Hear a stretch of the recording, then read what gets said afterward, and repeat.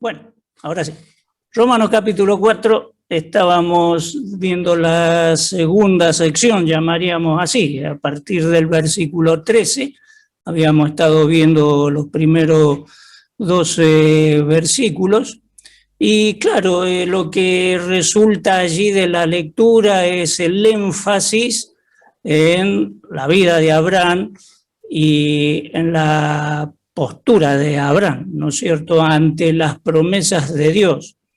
Creo que cuanto más en los días que vivimos, los desafíos, los riesgos, los peligros, acechanzas, y podríamos decir que, bueno, tomar a pleno el ejemplo de Abraham, porque si alguien tenía desafíos, riesgos y peligros, era él, ¿verdad?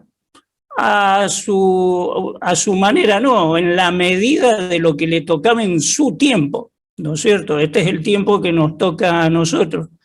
Pero qué bueno es, lo digo para mí en primera instancia, tomar ese ejemplo, ¿no?, de confianza en Dios. Y esto no estoy diciendo nada nuevo, ¿no es cierto? Como se dice en la jerga, no estoy inventando la pólvora. Sabemos todo esto, todos conocemos estas cosas, pero que el Señor nos ayude a refrescarlas permanentemente, ¿verdad? Tenerlo presente, que el Señor es nuestro ayudador, que el Señor es nuestro escudo, que el Señor es nuestra fortaleza, que el Señor es nuestra esperanza, y cuántos calificativos más podríamos sumar, ¿no es cierto?, para llevar nuestros desafíos, nuestra vida adelante y sortear cuanto más este problema que tenemos tan cercano todos, ¿no es cierto?, ahora todo el mundo, pero vemos, hacemos énfasis en los creyentes que conocemos un poquito más de las cosas del Señor. Así que bien, pasemos entonces simplemente hacer una breve mención de lo visto anteriormente, como decíamos, siempre haciendo el énfasis de la fe que tuvo Abraham y que justamente Dios atribuye justicia, como lo refiere y enfatiza en varias ocasiones, justamente a través de la fe. Creyó Abraham, le fue contado por justicia. Resaltamos solamente como un pasaje importante en los versículos 6 al 8, donde aparece también la mención de David. Y allí en Salmo 32 leíamos que bienaventurado el hombre a quien Dios no culpa de pecado, justamente porque está resguardado, ¿no es cierto?, con el concepto de la justicia por medio de la fe. De esa única forma es que el hombre puede ser justificado y no ser culpado por sus pecados. También el énfasis, como hace el versículo 9, que esto no era solamente para los de la circuncisión, o sea, para Israel o para los judíos, ¿no es cierto?, en este momento, pero para Israel en su conjunto, en los tiempos de Abraham, o los designios de Abraham, porque iba a resultar más adelante, ¿verdad?, el pueblo que iba a salir de sus lomos, como dice la Escritura. Y justamente un breve paréntesis, que tal confianza, ¿no?, esta, porque expresa de que él estaba con 99 años, dice. Es más, su estado físico, dice, como muerto, menos, o sea que estaba bastante deteriorado su físico, y que venga el Señor y le diga, no, vos vas a tener descendencia, y le muestre todas las cosas que conocemos que iba a proyectarse en sus días, y que él las iba a ver, o sea, las iba a ver en la esperanza, en la fe, mostrándole, dice, mira las estrellas, lo saca ahí de noche, le muestra el cielo, le dice, así va a ser tu descendencia. Y no vemos en ningún momento algún indicio de duda de Abraham. Creía todo, pero no como aquel que estaba, no sé, en una situación mental allí, que se creía toda la que le decían. No, creía verdaderamente no dudó en ningún momento, por eso lo resalta tanto la Escritura, o sea, porque claro, ¿quién puede ver estas cosas? Y Dios es el que ve en el corazón, lee la mente, ve los sentimientos nuestros, a Dios no le podemos engañar, sabemos bien esto. Así que el referente ciertamente lo propuso Dios porque a conocimiento, digamos, de que era un verdadero referente. Ahora, ¿qué nos deja como enseñanza a nosotros? Que Abraham era un hombre tan común como cualquiera de nosotros. No era ningún hombre en su naturaleza con ninguna diferencia, cuerpo, mente, espíritu, totalmente similar a nosotros. Y sí nos deja la instancia, el propósito bíblico de que podamos alcanzar.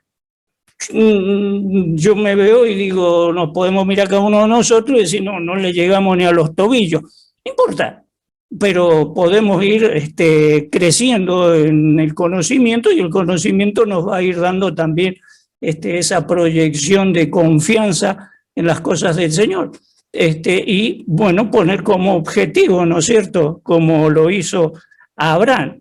Así que no fue solamente para aquel pueblo que iba a resultar de su descendencia, sino que seguidamente de su descendencia espiritual por la fe iba a llegar a nosotros, se proyecta a nuestros tiempos y lo vamos a leer allí como está en los escritos que estamos mencionando. Así que con esto terminaba el versículo 12 asegurando de que no era solamente para los de la circuncisión, sino también para todos los que como nosotros no tenemos relación con la circuncisión, sino con la fe, ¿verdad? Así que es más, y da cuenta de que el pacto que hizo Dios con Abraham, allí en Génesis capítulo 15, Abraham no estaba circuncidado, así que no tenía relación alguna. Eso vino después, a partir del capítulo 17, lo encontramos allí, de Génesis 17, lo encontramos explicado, ¿verdad? Así que bien, terminábamos allí esa porción. Luego arranquemos con el versículo 13, entonces, en esta ocasión podemos ir leyendo de a poco y teniendo algunas explicaciones al respecto. 13 y 14, por ejemplo, nos dice, porque no por la ley fue dada a Abraham o a su descendencia la promesa de que sería heredero del mundo, sino por la justicia de la fe. Mantiene siempre este énfasis vigente, ¿no?, de la justicia por la fe. Porque los que son de la ley son los herederos, van a resultar la fe y anulada la promesa. La ley no expresa salvación, sino la condenación. Claro, ¿por qué? Porque no es posible cumplirla en todos sus aspectos, como conocemos y entendemos. Por el contrario, la fe de Abraham muestra el camino a la salvación. Eso es lo que queda expresado en forma concreta. La ley no cumplida produce la ira de Dios. Vemos en el versículo, podemos decir del versículo 15. Por eso fue manifestada la ley, para mostrar la transgresión del hombre. Y dice, pues la ley produce ira. Así estamos leyendo en el versículo 15. Pero donde no hay ley, tampoco no hay transgresión. Ahora, ojo con este punto acá. Porque si no hay ley, no hay transgresión. ¿Qué quiere decir? Que como yo no conozco ciertos aspectos de la ley, bueno, no soy transgresor. El desconocimiento de la ley no me hace inocente. O sea, yo podría, voy a exagerar la cosa, decir, no conozco que robar es malo, entonces voy y le robo al vecino una gallina, ¿no es cierto? Total, yo desconozco, y va a venir el policía, me va a llevar preso con gallina y todo. No es así. El no conocer no significa que no estoy en transgresión. Así que la ley está expuesta para que se conozca. Es más, nosotros siendo creyentes yo hablo por mí, ¿no es cierto? ¿Cuántas cosas en el transcurrir del tiempo y que hemos ido aprendiendo, porque de golpe no se nos abrió el entendimiento cuando nos convertimos y sabemos todas las cosas? Vamos aprendiendo y vamos notando cosas que hacíamos antes mal y nos asombramos cuando nos dice acá, no, mirá, eso no lo tenés que hacer. Entonces lo modificamos y lo hemos mejorado, ¿eh? Pero de algún modo desconocíamos. Pero qué bueno que está la ley, que nos muestra que nos estamos equivocando. Y vamos a ir viendo también más adelante de que de golpe es común escuchar ley, y es claro, es como una roca dura así que cae sobre nuestra conciencia y dictamina, juzga y declara la condena, ¿no es cierto? Esto está mal, es pecado, es transgresión, juicio, condena. Bueno, está el Señor Jesucristo que nos cubre de todas esas cosas. Pero no es tan así, o sea, en un aspecto es así.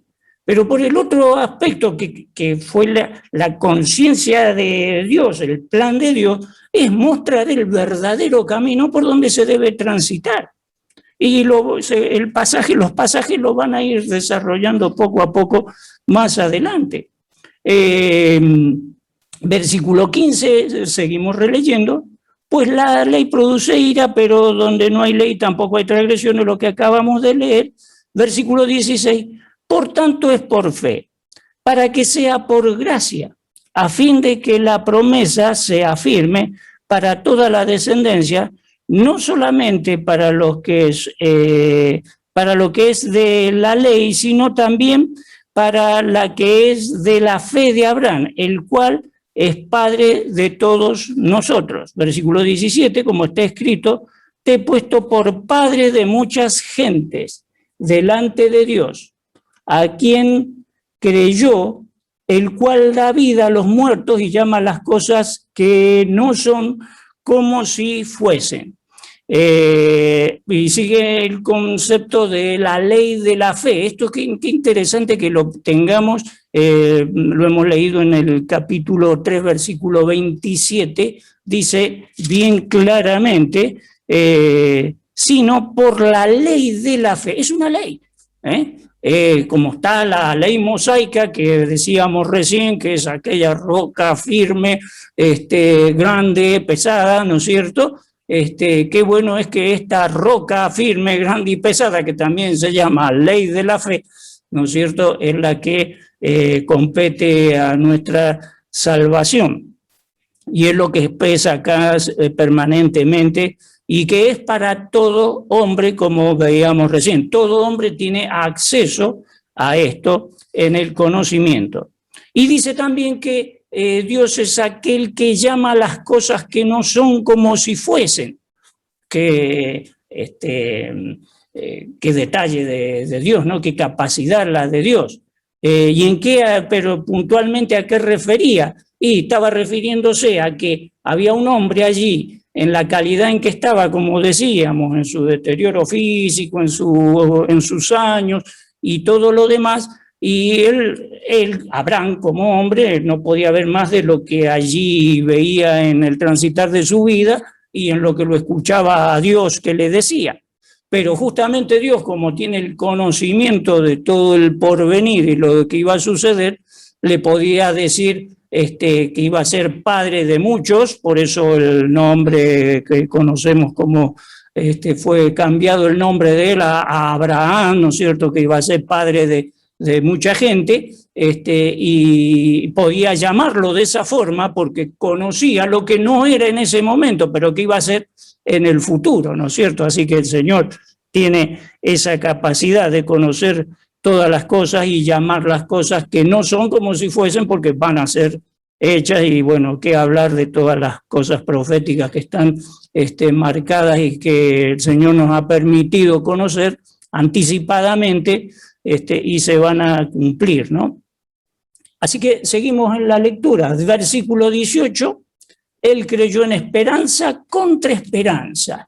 Que frase interesante, esperanza contra esperanza, y ya hablamos al respecto.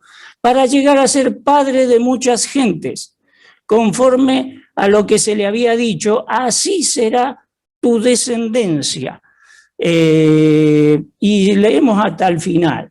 Y no se debilitó en la fe al considerar su cuerpo, que estaba ya como muerto, siendo de casi 100 años, o la esterilidad de la matriz de Sara. Tampoco dudó por incredulidad de la promesa de Dios, sino que se fortaleció en fe, dando gloria a Dios. Notemos, hagamos énfasis en esto. Se fortaleció en fe. ¿De qué manera? Dando gloria a Dios. Vamos a hablar algo al respecto. Plenamente convencido de que era también poderoso para hacer todo lo que había prometido, por lo cual también su fe le fue contada por justicia. Nuevamente el énfasis.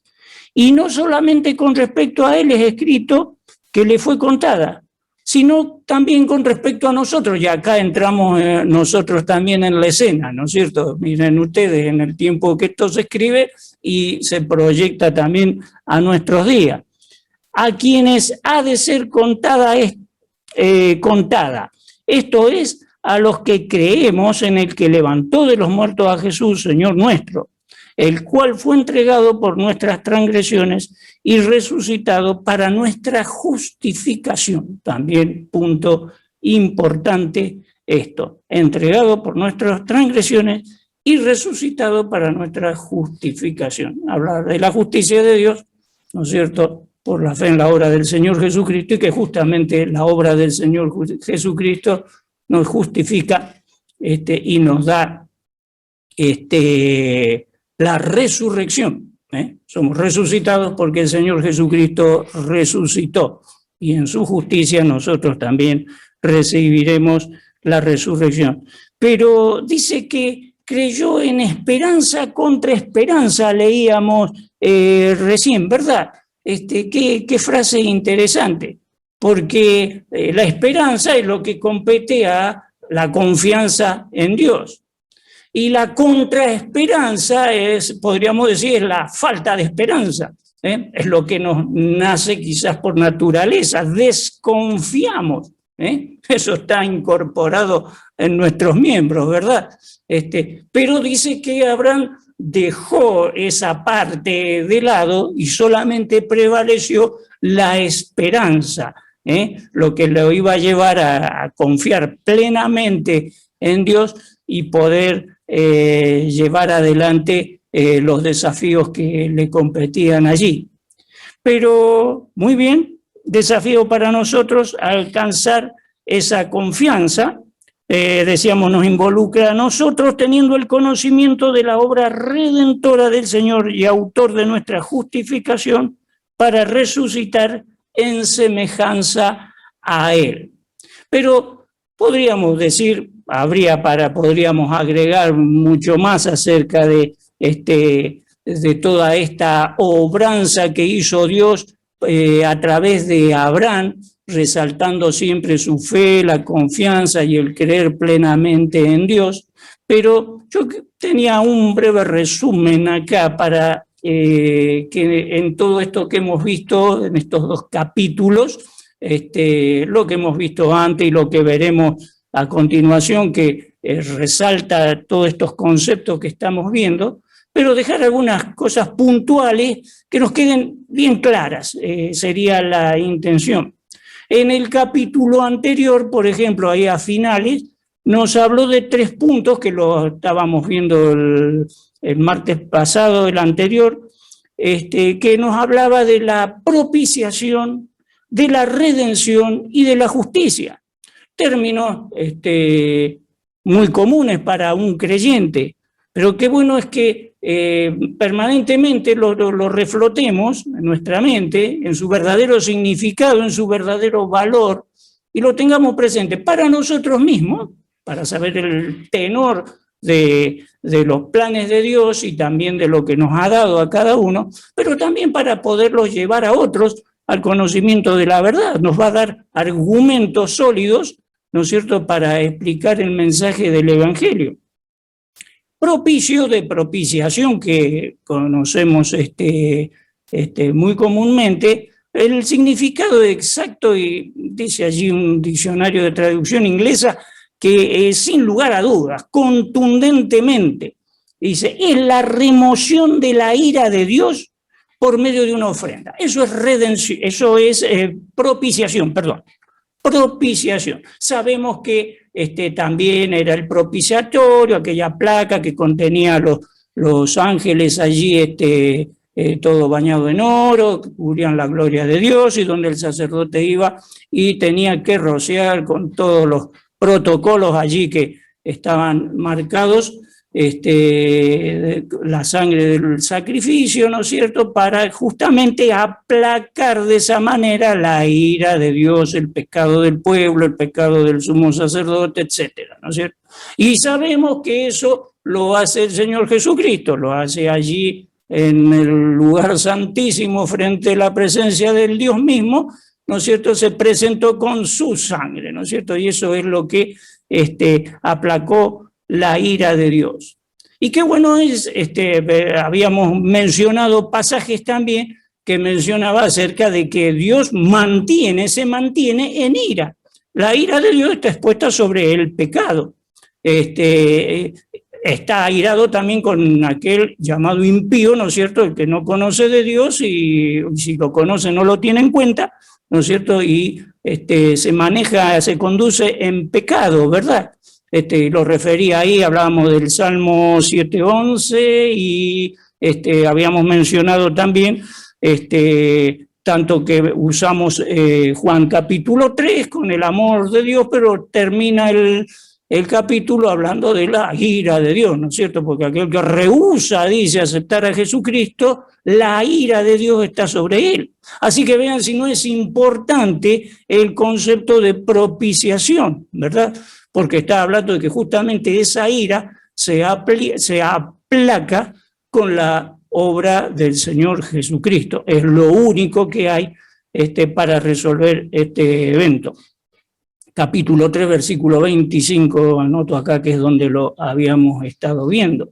Luego también habíamos tenido presente lo que es redención, capítulo 3, 24. Redención, y entendemos que es la liberación, y esto importantísimo también que lo tengamos muy presente, liberación a través del pago de un precio. ¿Y el precio cuál fue? El derramamiento de la vida, la sangre del Señor Jesucristo en la cruz. Y eso es lo que, al modo de como eran los tiempos antiguos de la esclavitud y demás, ¿no es cierto?, se pagaba un precio para la liberación. El Señor nos libera pagando ese precio. Pero, ¿qué efecto causa en nosotros con toda realidad? Proyección a vida eterna junto al Señor, porque pagó el precio de en justicia, hemos creído por la fe, etcétera, etcétera, tenemos vida eterna con el Señor.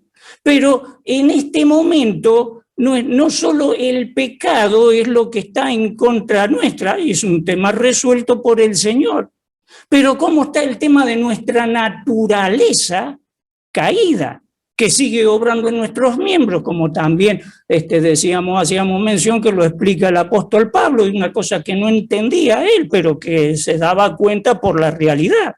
Y nosotros también estamos en esa misma condición. Y más adelante vamos a escuchar seguramente la explicación en el capítulo 6 de Romanos, está haciendo énfasis en que no reine el pecado en ustedes, en nosotros. Pero ¿cómo es eso? Listo, pecado, no reines más en nosotros. No, el pecado sigue actuando. No reina más. Esa es la verdad contundente. Ya el ganador no es más el pecado. O puede ser que no sea el ganador. Ahí es donde entramos en juego nosotros. Ahí es donde entra en juego nuestra fe, nuestro confiar en el Señor y nuestro clamor al Señor, porque el Señor con su obra nos ha capacitado por Él. Él es el que actúa en nosotros para que ya el pecado no sea el ganador y que pueda ganar lo que nuestra fe, nuestro confiar y nuestro querer es lo que debe imponerse, a sabiendas, a conocimiento, lo que le agrada a Dios y lo que lo desagrada a Dios. Pero no solamente el mero hecho que le agrada o le desagrada a Dios, sino que lo que le agrada a Dios es que nosotros andemos bien. Y eso es beneficio para nosotros. Felicidad, prosperidad de vida espiritual, que nos prospere en nuestra vida, en nuestras cosas, en nuestra familia, en nuestro andar, en nuestro hacer. Y eso es lo que el Señor ha ganado. Esa es la redención que tenemos. Poderle ganar hasta esta naturaleza caída que tenemos nosotros, y que el apóstol lo explica, más allá de que se considera miserable en ese sentido, da gracias al Señor que lo pudo libertar de eso y nosotros estamos en la misma condición. Así que el concepto de redención es totalmente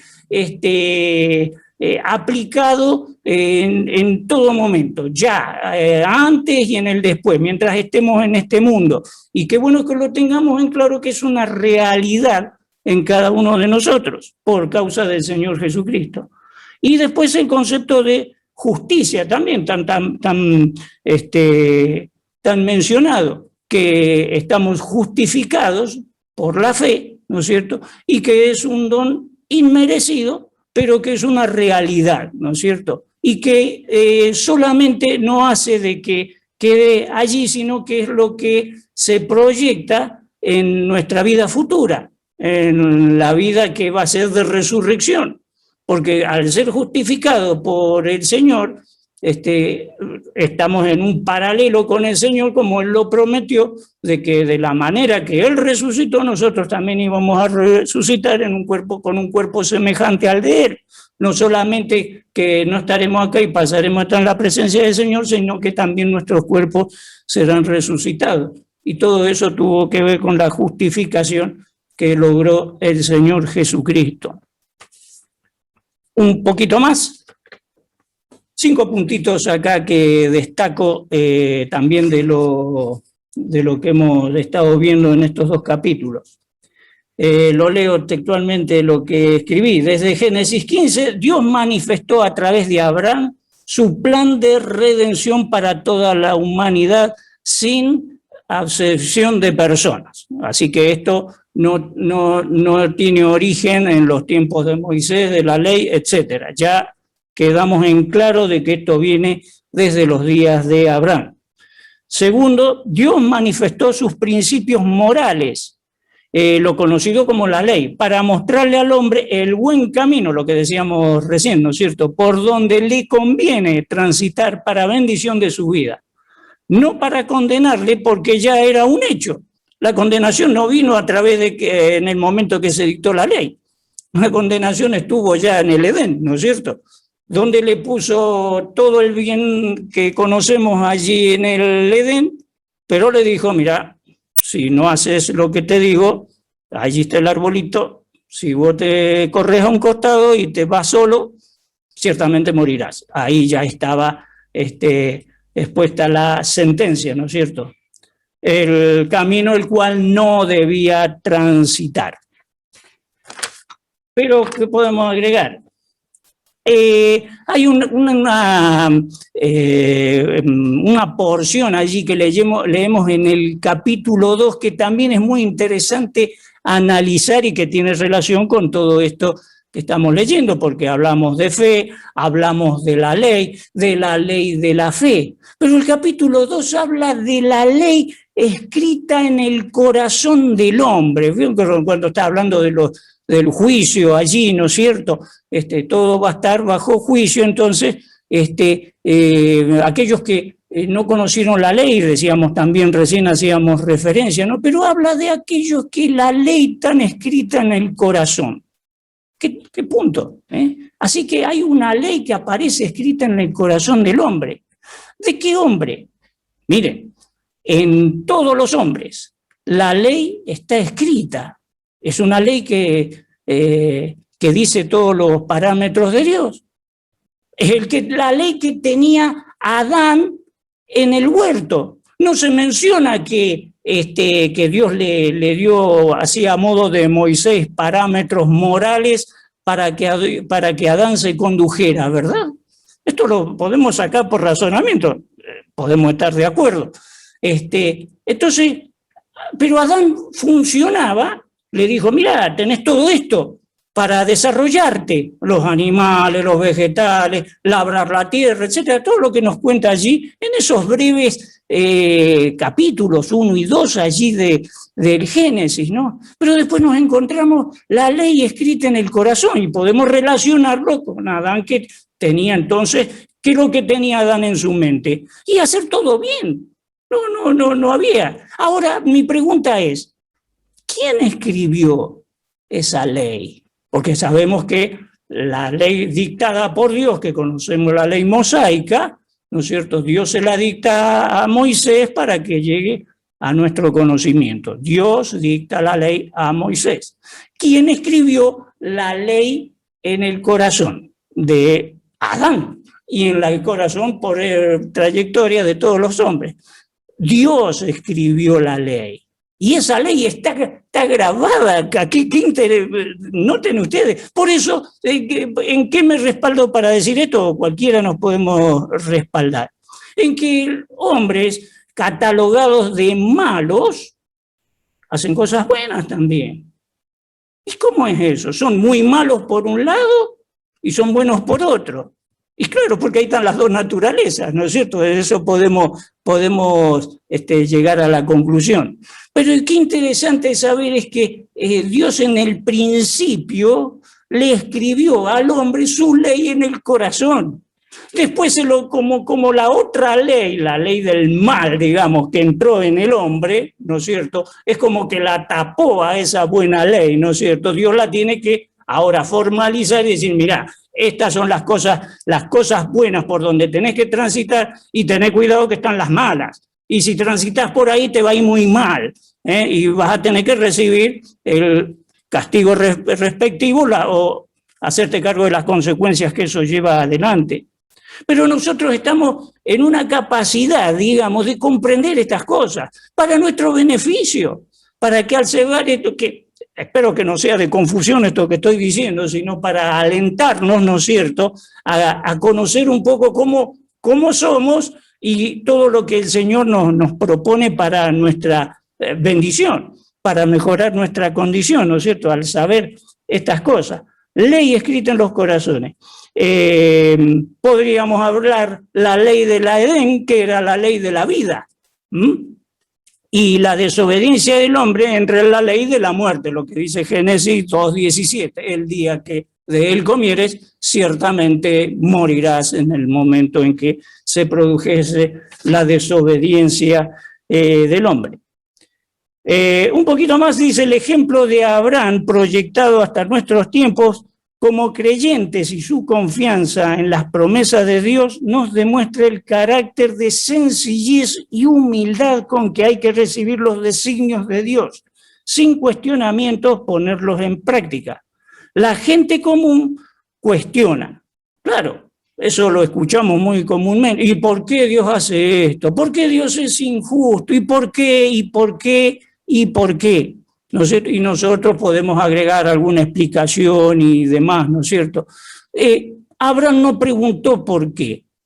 Abraham obedeció con sencillez, con humildad.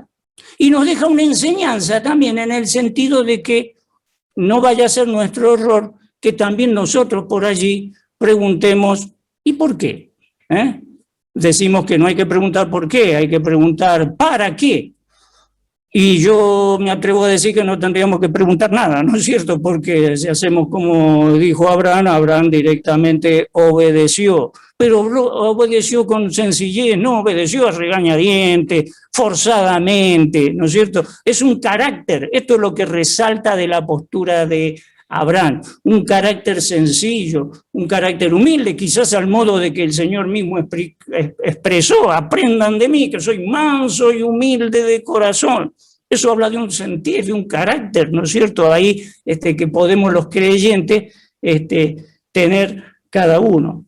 En paralelo con esto, el hombre puede entender que solo no puede transitar los caminos de Dios y por el contrario, su fin es la condenación eterna. Quinto, poder entender la dimensión de la nueva ley de Dios, ley de la fe, 3:27 de Romanos, para acceder a la salvación de Dios por su gracia, o sea, por el regalo de Dios el obsequio al hombre que reconoce su condición de pecador y se acerca a Dios en sencillez y humildad de corazón. Bien, este es el resumen que quería que de todo esto que hemos visto pudiese quedar en claro, y bueno, que el Señor añada su bendición, digamos, en la lectura y en la meditación de su palabra como lo hemos tenido. Que así sea, mi querido.